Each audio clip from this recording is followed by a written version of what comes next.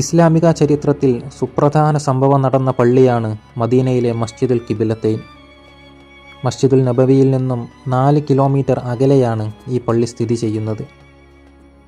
പ്രവാചകൻ മുഹമ്മദ് നബി മദീനയിലെത്തി 17 മാസക്കാലം ബൈത്തുൽ മുഖദ്ദസിലേക്ക് തിരിഞ്ഞായിരുന്നു നമസ്കരിച്ചിരുന്നത്.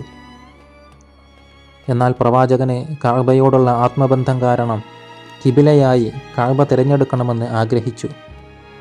പിന്നീട് ഈ പള്ളിയിൽ വെച്ച് ളുഹർ നമസ്കരിക്കുമ്പോൾ കഅബയിലേക്ക് കിബില മാറ്റാനുള്ള അനുമതി അള്ളാഹു ഖുർആനിലൂടെ നൽകി.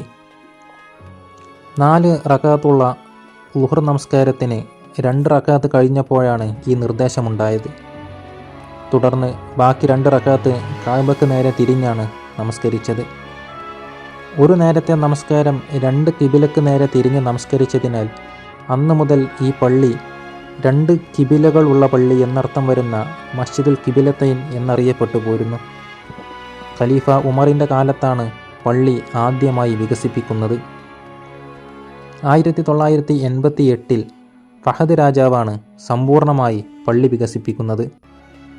അന്നത്തെ വികസനത്തിൽ ബൈത്തുൽ മുഖദ്ദസിന് നേരെ ഉണ്ടായിരുന്ന മിഹ്റാബ് നീക്കം ചെയ്തു. മസ്ജിദ് നബവിയും മസ്ജിദ് ഖുബായും കഴിഞ്ഞാൽ മദീനയിലെ ഏറ്റവും തിരക്കുള്ള പള്ളിയാണ് മസ്ജിദുൽ ഖിബ്ലത്തൈൻ.